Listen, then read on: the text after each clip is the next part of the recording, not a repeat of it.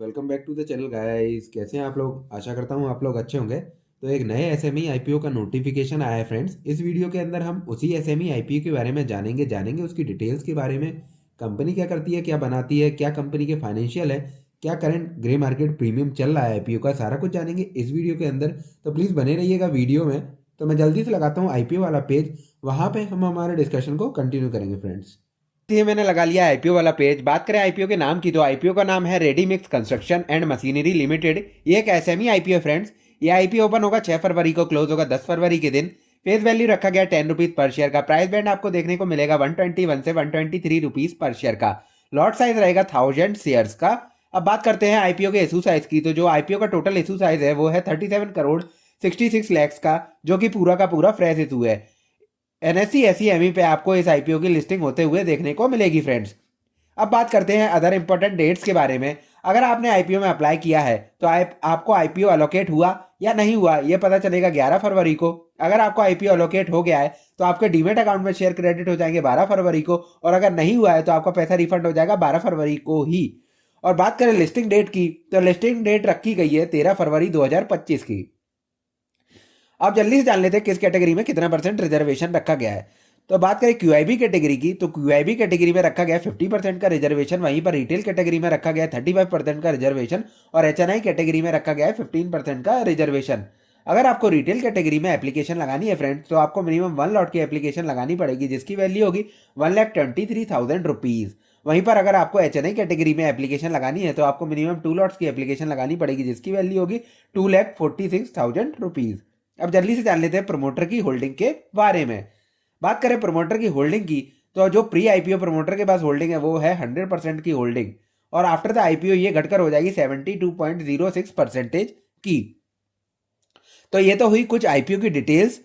अब जल्दी से जान लेते हैं कंपनी की डिटेल्स के बारे में। बात करें कंपनी की, तो कंपनी का इनकॉर्पोरेशन हुआ था 2012 के अंदर। कंपनी बेसिकली मैन्युफैक्चर करती है और सप्लाई करती है construction equipment to the construction equipment sectors, है ना। इनके जो प्रोडक्ट पोर्टफोलियो है फ्रेंड, उसमें ये इंक्लूड करते हैं dry mix moderate plants, construction plant support, silos and customise project.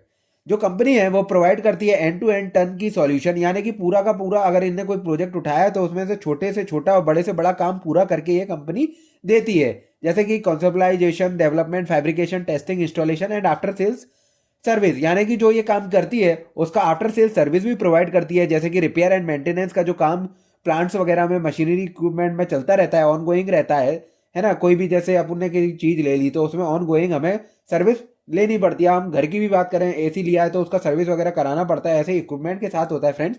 तो ये जो कंपनी है वो रिपेयर एंड मेंटेनेंस भी प्रोवाइड करती है ना फ्रेंड्स। तो ये तो हुई कंपनी की डिटेल्स के बारे में बात।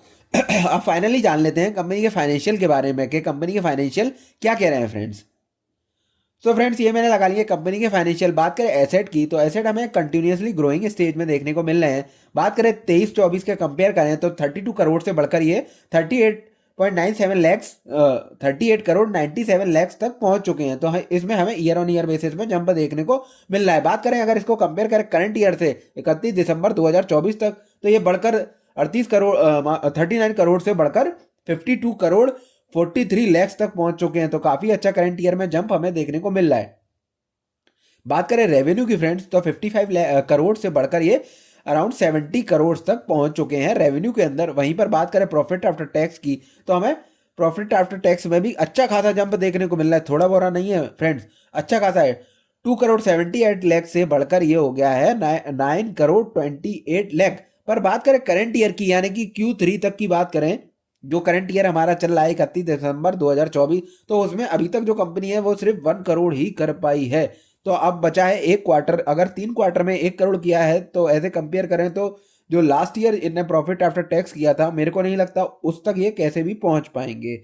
हो सकता है 23 जो 2023 में इन्हें 2 करोड़ किया है वहां तक मैच करा लें तो करा लें, नहीं तो मुझे वो भी नहीं अभी के करंटली देख के नहीं लग रहा है।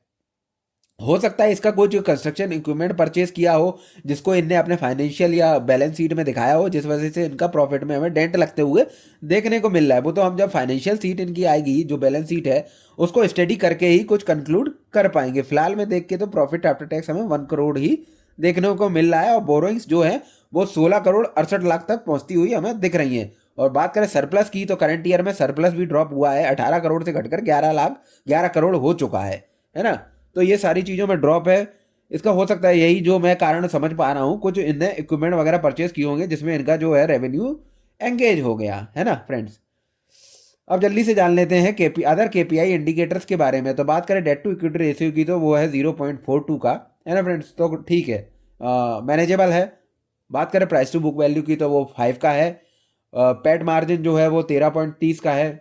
अब बात करते हैं पी की, तो पी जो है वो प्री आईपीओ जो है वो 10.46 का है, आफ्टर द आईपीओ हो जाएगा 96.82 का। तो ये फ्रेंड्स इसलिए हो जाएगा क्योंकि इनका हमें दिख ही रहा है प्रॉफिट आफ्टर टैक्स जो है वो 1 करोड़ ही रह गया है वो।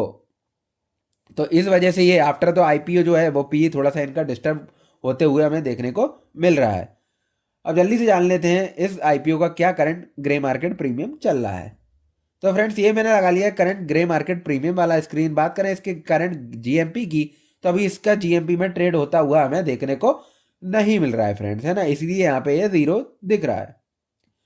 सो अब आते हैं फ्रेंड्स अपने फाइनल क्वेश्चन पे कि आईपीओ में हमें जाना चाहिए या नहीं जाना चाहिए। तो friends for the listing gain आपको थोड़ा जीएमपी के मूवमेंट होने तक का वेट करना चाहिए। अगर इसके मूवमेंट होता है इसके जीएमपी में और वो 40 to 50% का लिस्टिंग गेन हमें दिखाता है, तो we can easily go for the listing gain.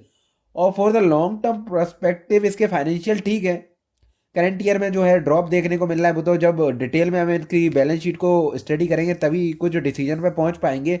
और बाकी मिक्स्ड सा मेरा रिव्यू है, इसमें ज़्यादा कुछ में अट्रैक्टिव इतना नहीं लग रहा है आईपीओ मेरे को देखने में, ये मेरा पर्सनल राय है फ्रेंड्स, है ना। तो इसमें मैं अवॉइड का सिग्नल दूंगा फ्रेंड्स।